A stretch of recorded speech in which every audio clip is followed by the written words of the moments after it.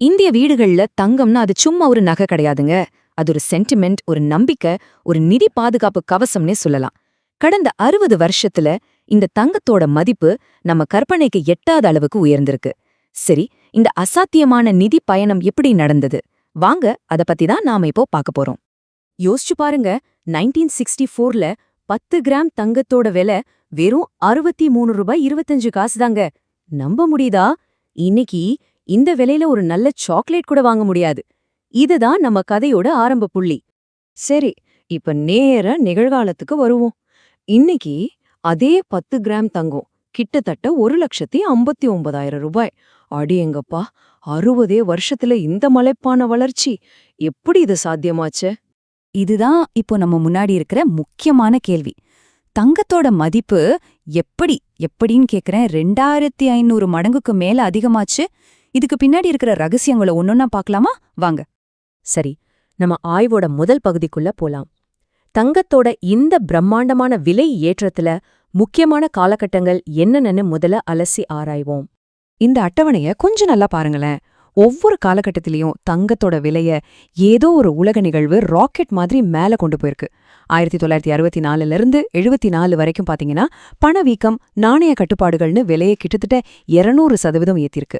அப்புறம் 80கள்ல எண்ணெய் விலை உயர்வு காரணமா விலை 141% உயர்ந்திருக்கு.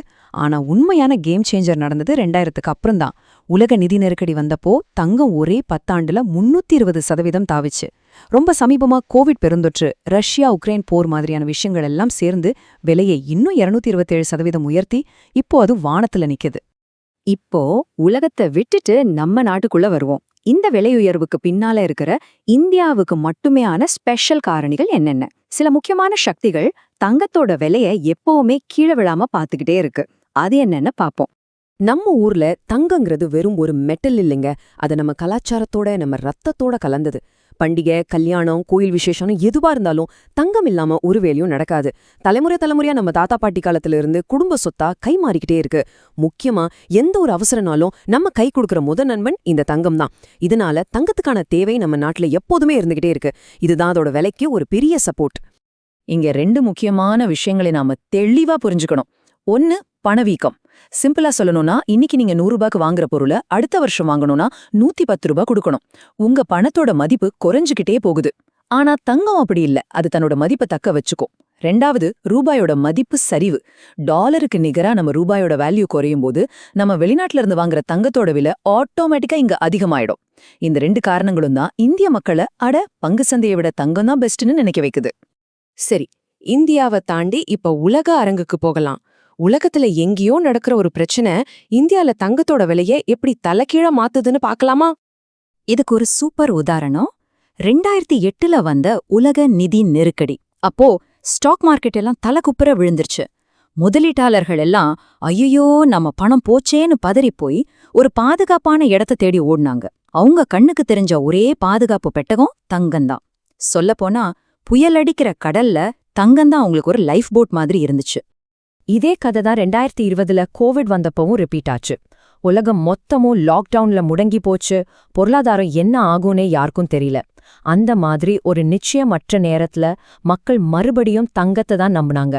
தங்கம் ஒரு சேஃப் ஹெவன்னு அதோட பேர் இன்னும் ஸ்ட்ராங் ஆச்சு. இப்போ நடக்கிற ரஷ்யா உக்ரைன் போர் மாதிரியான உலக அரசியல் பதற்றங்கள் அப்பவும் இதேதான் நடக்குது. உலகத்துல குழப்பம் அதிகமாக மக்களுக்கு ஒரு விதமான பயம் வந்துரும். அந்த பயம் அவங்கள இயல்பாவே ஒரு பாதுகாப்பான முதலீட நோக்கி தள்ளும். தங்கம் அந்த பாதுகாப்பு உணர்வை அப்படியே கொடுக்குது.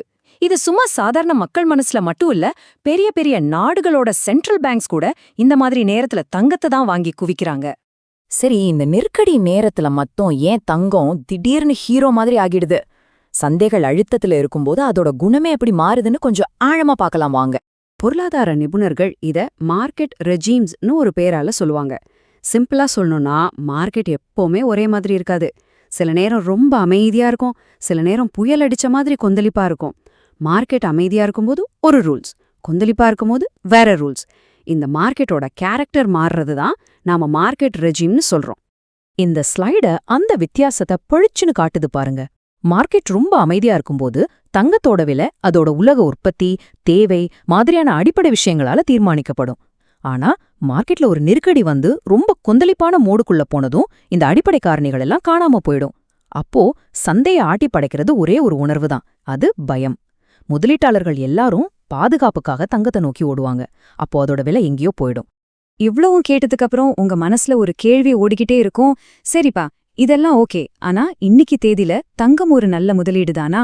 வாங்க இந்த வரலாற்று பாடம் இப்போதைய முதலீட்டாளர்களுக்கு என்ன சொல்லுதுன்னு பார்க்கலாம். முன்ன மாதிரி தங்கத்துல முதலீடு பண்ணணும்னா நகை கடைக்கு போய் நகையா வாங்கணும்னு அவசியம் இல்ல. இப்போ ஏகப்பட்ட ஸ்மார்ட்டான வழிகள் வந்துருச்சு. ரிசர்வ் பேங்க் வெளியிடுற சாவரின் கோல்ட் பாண்ட்ஸ் இருக்கு, அதுக்கு வரி விலக்கு கூட உண்டு. அப்புறம் ஸ்டாக் மார்க்கெட்ல ஷேர் மாதிரி வாங்க விற்கக்கூடிய கோல்ட் ETF இருக்கு. இது போக உங்க போன்ல இருக்கிற ஆப்ஸ் மூலமாவே சின்ன தொகையில கூட வாங்கக்கூடிய டிஜிட்டல் தங்கம்னு பல ஆப்ஷன்ஸ் இருக்கு. சுருக்கமா சொல்லணும்னா பல 100 வருஷமா தங்கம் தான் பணத்தோட ராஜா. அதுல எந்த சந்தேகமும் இல்ல.